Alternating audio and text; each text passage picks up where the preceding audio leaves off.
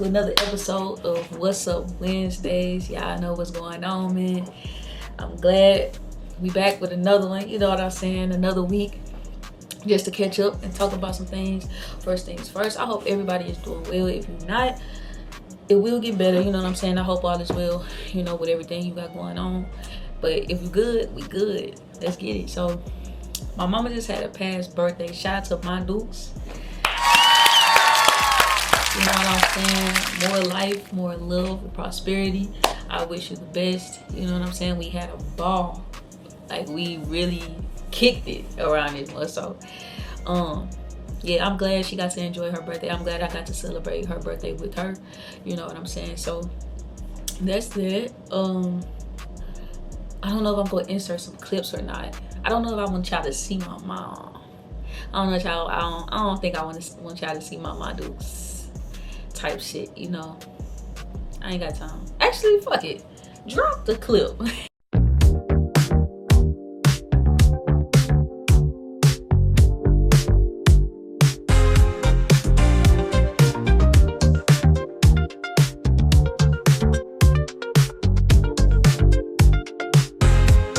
Alright, so anyway. Yeah, so that was that. That's probably pretty much it, you know what I'm saying? I still got this Mississippi trip that I'm going on. I will try to get y'all some little clips and shit from there. But other than that, I have nothing going on. Just been chilling, staying out the way. Y'all know what I do best. So we gonna hop right into these topics. With that being said, the topic of the day is, why do people glorify being toxic in relationships?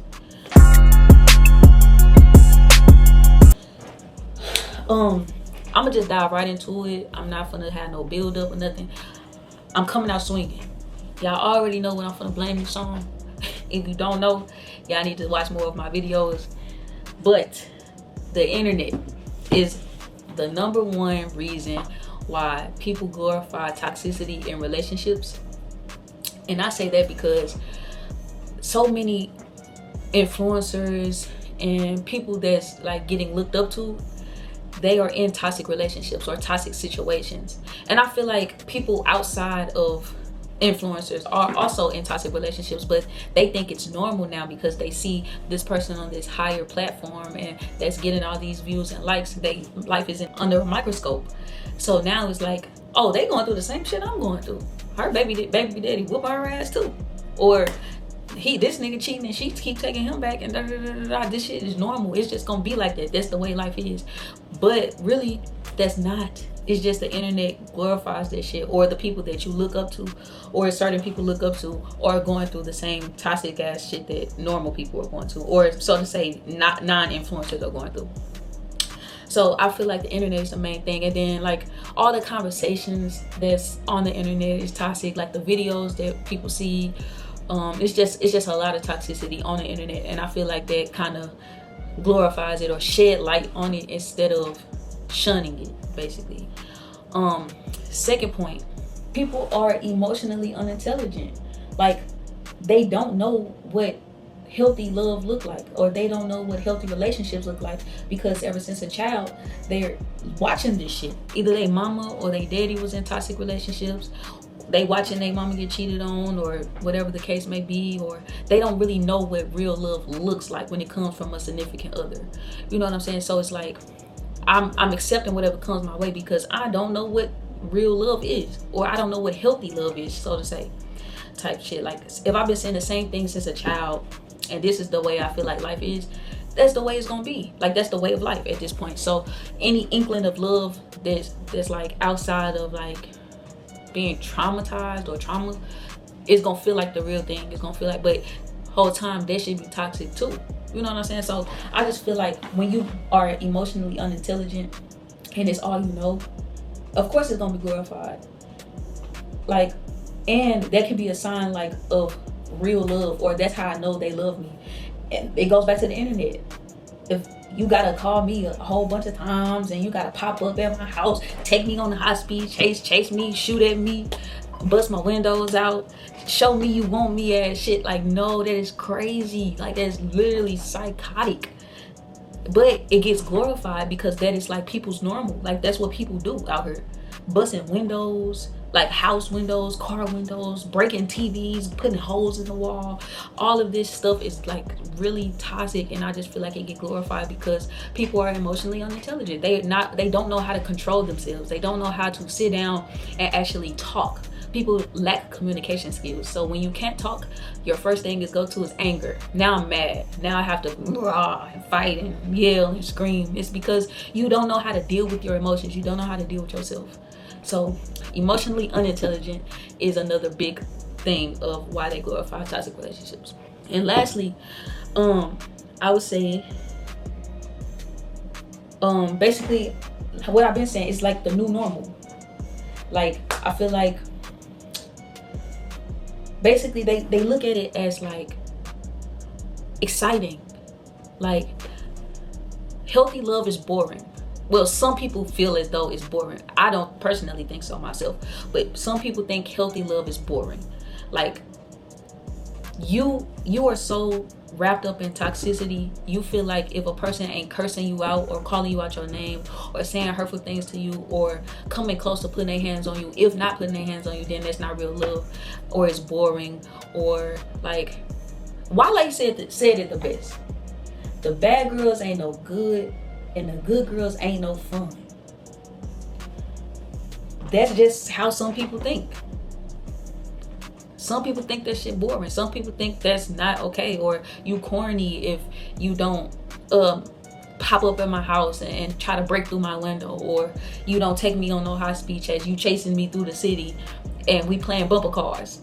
They look at that as excitement, like, ooh girl, like the whole time, like, what the fuck is wrong with y'all? But I'm not here to judge. I'm just here to shed light on unhealthy relationships and why they are glorified, which I would never understand. I mean, I get it, but I don't get it, if that makes sense. Like, I just feel like, can we will it in? Like, seriously, can we start actually learning about our feelings and knowing how to identify our emotions so we can be healthier in relationships, especially lesbian relationships? I just feel like it's time. We getting to a point. We're getting older. We're getting to a point where I feel like we need to go and will it on in and start being healthy and stop looking at the internet and other people for answers in our personal lives, because that is a big problem. And I feel like we just need to cut that out. Fuck the internet. Fuck what they doing. Fuck what they think is cool. And, oh girl, he choked me up. He held me against the wall. He said I had him fucked up. No, that's not okay. Let's get shy away from that. If a person cannot express themselves verbally, you need to get the fuck away from them. Every time I express myself, if you want to argue after that, I'm done talking to you. I have nothing else to say to you. If you turn every time I'm expressing myself into an argument and we cannot talk, we cannot communicate and have a conversation, get the fuck on. I'm moving the fuck around, period. Fuck. But now, I don't want to touch too much on it. So my conclusion is, start knowing how to identify your emotions. Learn how to communicate. If you cannot communicate with your partner, that may not be your partner. You may need to move around. So let's glorify healthy relationships this year, going into 2026. And stop this unhealthy shit, and stop glorifying it, and stop looking for answers and the way of relationships, how they supposed to go from the internet. It's not real. It's not true. Yeah, that's that. Moving on to am I wrong?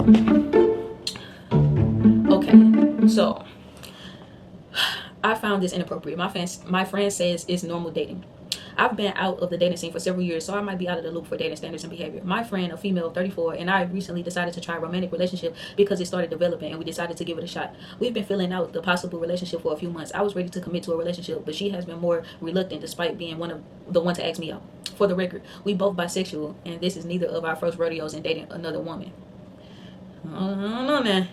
We were already going on a short trip together and decided to treat it like a romantic date / going away instead of a friend's trip. I tried to pull out the stops, hand holding, cuddling, being very vocal about how nice she looks, and reaffirming that I am interested in pursuing a relationship because I had a crush on her while we were friends as well.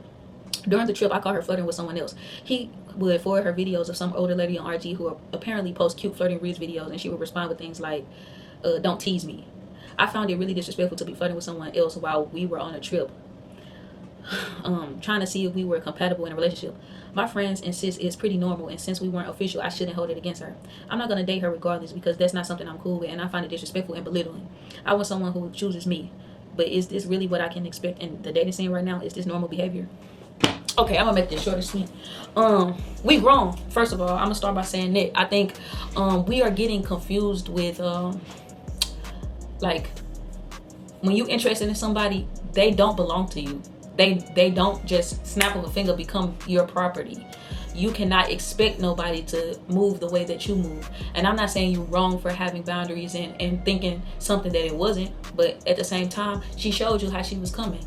She wanted to try with you, and she saw another opportunity with somebody else, and she just out here playing ball. She's dating, and that's what dating is. Y'all not official. Y'all haven't said nothing in stone. So of course she's weighing her options. She's just talking and mingling, and it might be harmless to her. That might be harmless conversation to her. While you, on the other hand, is like, damn, that's a slap in the face. That's belittling, because I thought we was on this trip to see where shit can go and be on a romantic level type of thing. But you are looking at it as if it's nothing. So I do see where you're coming from. But I just think y'all got two different perspectives on dating or trying to see where shit goes, because she probably think the window is open. Like, I'm dating, I'm feeling you, but I also can do what I want to do because I'm grown and I'm not tied down. I'm not committed to nothing. While you saying, I'm focused on you, I'm trying to learn you, I'm trying to get to know you more than friends. I've been liking you. This is something I've been feeling, and I think it's time to start pursuing that. So I just think y'all on different pages, and you probably should communicate that. If you cannot communicate that, move around. Fuck it. If you're not fucking with how she moving, move around. That's exactly what I would do. I'm quick to, hey, you ain't following the program, bitch. You're going against the program, and it's a strict program over here. So if you can't get with it, bitch, get lost. That's that on that. Moving on. Hit or miss. My hit or miss review song. This is one of my favorite songs personally. It is 2 a.m. by Big X the Plug. The beat, chef's kiss. The storytelling, chef's kiss. The sample, chef's kiss. Bring back sampling. I love that he sampled the Mr. Big song. I think that was, what's that? I'm not sure. I love that he sampled that. It's 2 a.m. just getting in, about to check my message. No one is called for my homies and some bill collectors. Say y'all get that, but I love that he sampled that. I love that he wrote the way he wrote the beat, the way the beat sounds. Everything about that song is just perfection to me.